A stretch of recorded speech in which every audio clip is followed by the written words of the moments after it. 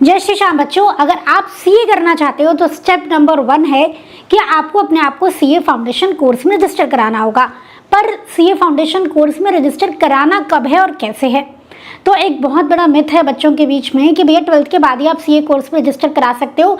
In fact कुछ लोगों को लगता है कि ग्रेजुएशन की रिक्वायरमेंट है, पर ऐसा नहीं है। आपने 10th क्लियर कर लिया है तो आप सीए फाउंडेशन में रजिस्ट्रेशन करा सकते हो। बेसिकली सीए कोर्स में रजिस्ट्रेशन करा सकते हो, यू आर एलिजिबल।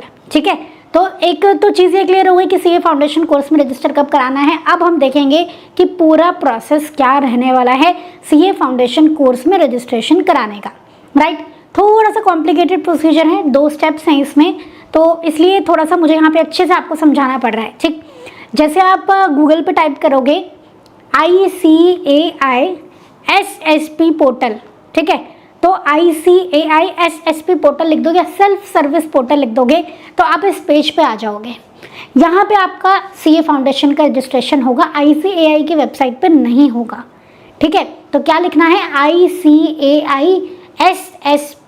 ठीक है, और डिस्क्रिप्शन में मैं लिंक भी डलवा दूंगी इस पोर्ट यहाँ का, जहाँ पे आप इस पेज पे आओगे ना, इसका लिंक आपको डिस्क्रिप्शन में भी डलवा दिया जाएगा। ठीक है, ताकि आपके लिए ईजी हो जाए। अब आपको क्या करना है, केयरफुली मेरी बात सुनना। ऑब्वियसली आप रजिस्टर करा रहे हो अभी, तो आप फर्स्ट टाइम यूज़र हो, राइट? तो आपको यहाँ पे फर्स्ट टाइम यूज़र लिखा दिख रहा है, first time user new student, है ना? तो आप कर दो क्लिक हियर। राइट, तो ये फॉर्म ओपन हो गया। बहुत सिंपल सा फॉर्म है ये, दिस इज बेसिक फॉर्म। आपको यहाँ पे अपना सैल्यूटेशन सेलेक्ट करना है, मीन्स आपको मिस्टर, मिसेज, मिस जो चाहें आप यहाँ पे सेलेक्ट, मतलब जो एप्लीकेबल है, जो चाहे नहीं, जो एप्लीकेबल है आप सेलेक्ट कर लेंगे। फर्स्ट नेम यहाँ पे मैंडेटरी है, मिडिल नेम और लास्ट नेम मैंडेटरी नहीं है। अपना यहाँ पे जेंडर सेलेक्ट कर लेंगे, date of birth, email ID ही कंफर्म करनी है। प्लीज़ ईमेल आईडी वही डालें जिसका पासवर्ड आपको याद हो। अभी तक ईमेल आईडी नहीं बनाई है, वैसे तो आज का कोई बच्चा होता नहीं है जिसकी ईमेल आईडी ना हो, बट नहीं बनाई है तो अभी आपको ईमेल आईडी बनानी पड़ेगी। ठीक है, कंट्री कोड आप यहाँ पे सेलेक्ट कर लेंगे। आप यहाँ पे देखोगे इंडिया ऊपर ही आ रहा है, मैंने सेलेक्ट कर लिया। मोबाइल नंबर एंटर कर देंगे, अपनी कंट्री का कोड यहाँ फिर से कंफर्म करेंगे, 91 लिख के हम यहाँ कंट्री का कोड कंफर्म कर देंगे। मोबाइल नंबर अपना कंफर्म करना है। उसके बाद सेलेक्ट कर लेंगे कंट्री का नाम, हमारी कंट्री का नाम है इंडिया। नेशनैलिटी अपने आप आ गई इंडियन। जनरेट ओटीपी करेंगे। जब आप जनरेट ओटीपी करोगे तो, क्योंकि मैंने यहाँ रजिस्ट्रेशन डिटेल नहीं डाली है इसलिए ऐसा आ रहा है, आप जनरेट ओटीपी करोगे तो आपके ईमेल आईडी पे भी और फ़ोन में SMS टेक्स्ट फॉर्म में भी ओटीपी चला जाएगा।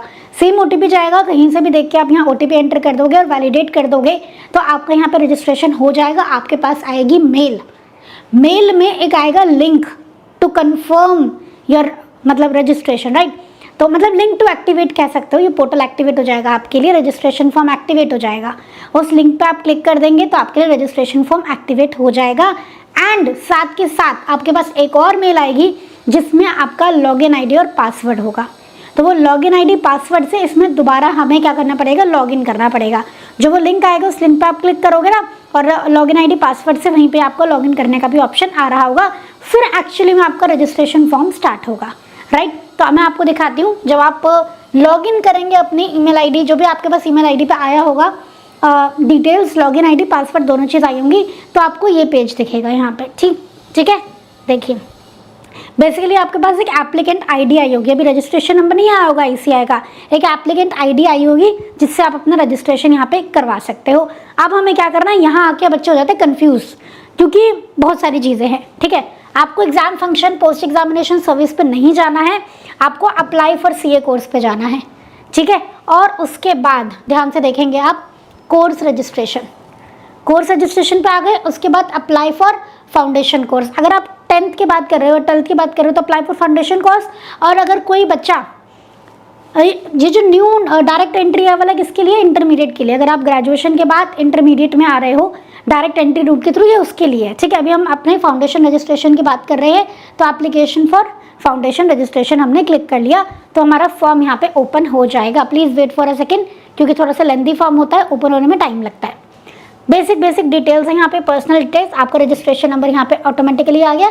This is not your registration number, आपका रजिस्ट्रेशन नंबर आएगा एक्चुअली थोड़ा दिन बाद, जब आप यहाँ पे पूरा फॉर्म फिल करके पेमेंट कर दोगे तब आपके मेल पे आएगा। ठीक है, सैल्यूटेशन सेलेक्ट कर लेंगे, पूरा नाम सेलेक्ट कर लेंगे, अपनी बेसिक डिटेल, पासपोर्ट है तो पासपोर्ट का नंबर आप लिख देंगे, पैन है तो पैन का नंबर लिख देंगे। This is not mandatory. देखो जिस पे स्टार लगा होता है ना, स्टार लगा होता है वो मैंडेटरी ऑप्शंस, वो मैंडेटरी कॉलम होते हैं, वो फिल करने ज़रूरी होते हैं। जिन पे स्टार नहीं लिखा है उसको फिल करने की आप ज़्यादा टेंशन मत लेना। ब्लड ग्रुप नहीं पता, छोड़ दो ना, क्योंकि वैसे भी मैंडेटरी नहीं है, ठीक है। वीज़ा नंबर, कोई डिफरेंटली एबल स्टूडेंट है तो वो यहाँ पे यस सेलेक्ट कर देगा।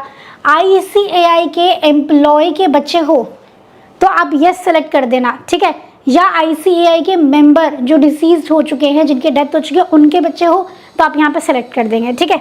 उसके बाद एड्रेस आपको यहाँ पे डालना है, एड्रेस आप अपना रियल एड्रेस डालेंगे, ठीक है। उसके बाद परमानेंट एड्रेस और कॉरेस्पॉन्डेंस एड्रेस। अब यहाँ पे आपका कॉरेस्पॉन्डेंस एड्रेस लिखा है, दिख रहा है आपको, देखो कॉरेस्पॉन्डेंस एड्रेस मतलब क्या, जिस एड्रेस पे आपके पास सारी कम्युनिकेशंस आएंगी, तो प्लीज़ वो वाला एड्रेस डालना जहाँ चिट्ठी पत्री जाती हो, postal system courier system available हो। बाय पोस्ट आता है सारा, IC आएगा ना, तो हम यहाँ पे एंटर कर देंगे। अगर हमारा कॉरेस्पॉन्डेंट एड्रेस और परमानेंट एड्रेस सेम है तो इसको यस कर देंगे। अगर परमानेंट एड्रेस जो आपका फिक्स्ड एक जगह जहाँ आप रहते हो वो सेम, वो अलग है, तो आप यहाँ पे उसको परमानेंट एड्रेस को भी एंटर कर दोगे। कैटेगरी आप सिलेक्ट करेंगे, यहाँ पे जनरल है या कोई और अदर है तो अदर आप सिलेक्ट कर लेंगे, जनरल है तो जनरल सेलेक्ट कर लेंगे। नेशनैलिटी इंडियन आ रही है क्योंकि हमने पीछे इंडियन सेलेक्ट किया था, राइट। तो बहुत बेसिक सा, इसको सेव एंड नेक्स्ट करोगे आप। तो बेसिकली मुझे पहले यहाँ पे पूरा फिल करना पड़ेगा, तब जाके ये सेव एंड नेक्स्ट होगा। Okay wait, let me complete it. पहले सारे में है ना फुल वाले मैंडेटरी वाले फिल कर दूँ।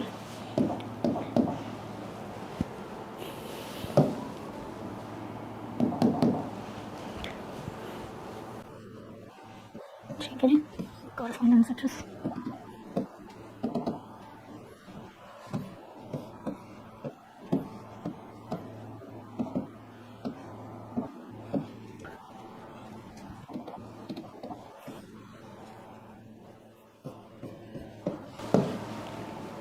तो यहाँ पे हमने सारी डिटेल्स फिल कर दी और हम करेंगे सेव एंड नेक्स्ट, ठीक है। तो आपका डाटा जो है वो सेव हो गया और हम आ गए हैं नेक्स्ट शीट पे जहाँ क्वालिफिकेशन डिटेल हमें डालनी है।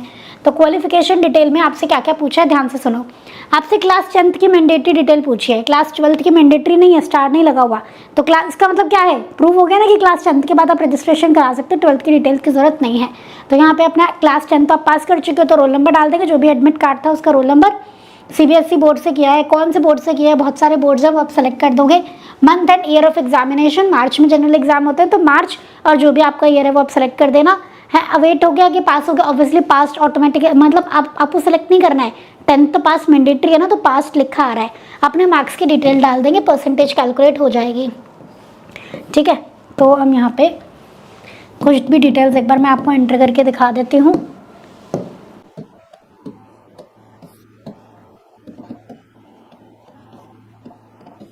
देखो परसेंटेज अपने आप कैलकुलेट हो गई आपके पास, है ना। CGPA आती है तो CGPA कर देना और अपनी मार्कशीट अपलोड करनी है आपको, ठीक है। Upload the marksheet passing certificate जिसमें आपकी मार्क्स का प्रूफ हो। उसके बाद हम 12th की डिटेल यहाँ पे एंटर कर देंगे। आप 12th पास हो तो 12th की डिटेल आप यहाँ एंटर कर देना, या फिर 12th पास नहीं हुआ है लेकिन एडमिट कार्ड आपका आ गया है तो भी आप यहाँ पे डिटेल्स एंटर कर सकते हो, रोल नंबर वगैरह एंटर करना, मार्क्स एंटर मत करना फिर, ठीक है।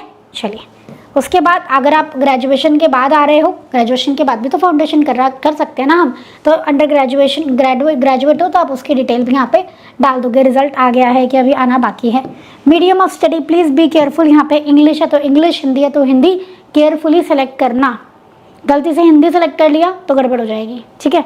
इसको करेंगे save and next. Class 10th की मार्कशीट अपलोड करने के लिए कह रहा है, 1 मिनट रुक जाओ।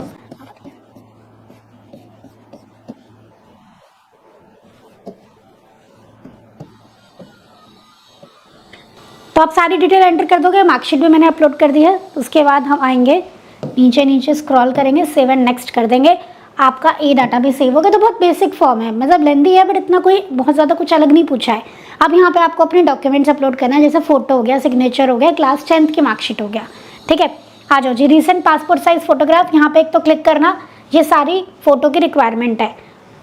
आपका पीछे बैकग्राउंड, फोटो में जो बैकग्राउंड है वाइट होना चाहिए, ठीक है। आपका फेस दिख रहा होना चाहिए क्लियरली। उसके बाद क्लियर कॉन्ट्रास्ट होनी चाहिए, गॉगल वगैरह, कैप वगैरह ये सब पहनी नहीं होनी चाहिए। स्पेक्स लगाए तो स्पेक्स जो क्लियर ग्लासेस होते हैं वो आप पहन सकते हो, अगर लगा हुआ है तो।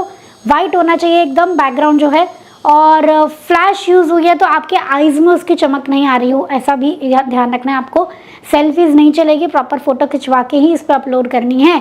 फ़ोटो की जो साइज़ है 4.5 सेंटीमीटर बाय 3.5 सेंटीमीटर हो और जेपीजी फॉर्मेट या पीएनजी फॉर्मेट या .jpg वाले फॉर्मेट में, जेपीजी पीएनजी तीनों चल जाते हैं यहाँ पे, ठीक है। सिग्नेचर की रिक्वायरमेंट भी है, एक पेपर लेना वाइट, उस पर अपने साइन करना और उसकी फ़ोटो खींच के क्रॉप करके यहाँ पे अटैच कर देना, सिंपल, ठीक है। बहुत बस इतना सा यहाँ पे आपकी डिटेल्स है। तो फोटो हम लगा देंगे, सिग्नेचर हम लगा देंगे, डेट ऑफ बर्थ का प्रूफ आपको देना है। क्लास 10th की मार्कशीट में जनरली डेट लिखी होती है तो वो आप लगा देना, ठीक है। आधार कार्ड लगा सकते हो अगर उस पर डेट ऑफ बर्थ लिखी है तो। कुछ आधार कार्ड्स पे डेट ऑफ बर्थ होती है, कुछ पे नहीं होती है, तो देख लेना डेट ऑफ बर्थ लिखी होनी चाहिए। उसके बाद फीस क्या लगेगी, फीस है आपकी 9000। इसके अलावा 400 रुपये जर्नल के ऑप्शनल हैं।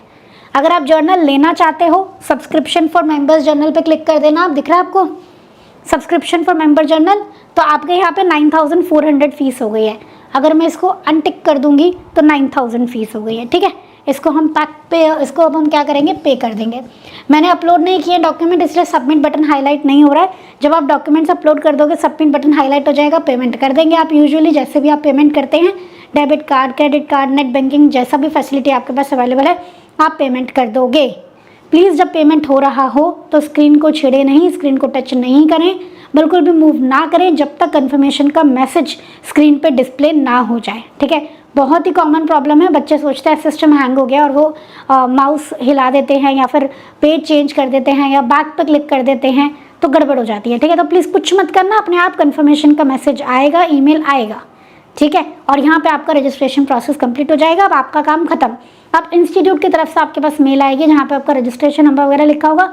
विद इन अ वीक और 10 डेज आपके पास मेल आ जाती है। उसके बाद एक और मेल आएगी जिसमें आपको CDS पोर्टल का कूपन कोड होगा, जिस जहाँ से बुक आप ऑर्डर कर सकते हो। तो इसका डिटेल वीडियो भी वैसे हमारे चैनल पे अवेलेबल है, आप देख सकते हो वो भी। तो उसके फिर आप अपनी बुक्स को ऑर्डर कर सकते हो। बुक्स के लिए कोई अलग चार्जेस नहीं है, प्लीज़ कोई चार्जेस पे मत करना। बुक्स ऑर्डर करने की जल्दी मत करना, मेल आएगी उसमें कूपन कोड होगा, फिर ही आप बुक ऑर्डर करना, ठीक है। वो कूपन कोड अप्लाई करोगे तो आपके चार्जेस 0 हो जाएंगे। कोई पेमेंट नहीं करनी है आपको बुक्स के लिए अलग से, आपके घर पे बुक्स डिलीवर हो जाएंगे। समझ में आ गई सारी बातें, क्लियर है। तो रजिस्ट्रेशन प्रोसेस यही है, सिंपल सा 2 स्टेप रजिस्ट्रेशन प्रोसेस है।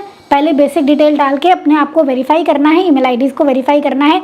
OTP आएगा तो OTP से अपने वेरीफाई किया, फिर ईमेल आईडी पर लिंक आएगा उससे वेरीफाई किया। उसके बाद लॉगिन आईडी पासवर्ड से लॉगिन करके अपनी सारी डिटेल्स फिल कर देंगे, पेमेंट कर देंगे, रजिस्ट्रेशन इज डन।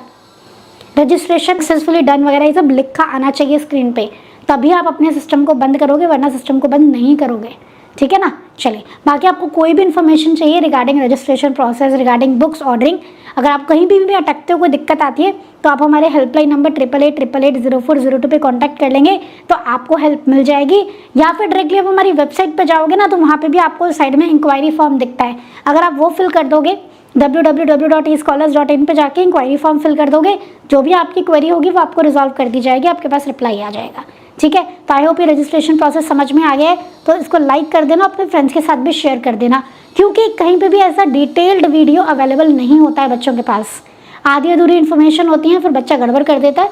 तो इसलिए आप अच्छे से वीडियो प्रॉपर पहले पूरा वीडियो देखना, साथ साथ रजिस्ट्रेशन मत करना, ठीक है। तो प्रॉपर पूरी वीडियो देखेंगे, उसके बाद रजिस्ट्रेशन, एक टैब में रजिस्ट्रेशन ओपन कर लेंगे और एक टैब में वीडियो ओपन करके रखेंगे, कहीं दिक्कत होगी तो इसको ओपन करके दोबारा से फिर आप देख पाओ, ठीक है। पर साथ साथ रजिस्ट्रेशन मत करना, पहले पूरा प्रोसेस समझ लेना, अपने पास फोटोज़ वगैरह सब इकट्ठे करके रखना, ठीक है।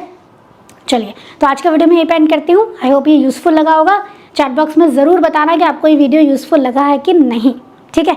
मिलते हैं अगले वीडियो में। थैंक यू सो मच बच्चों, जय श्री श्याम।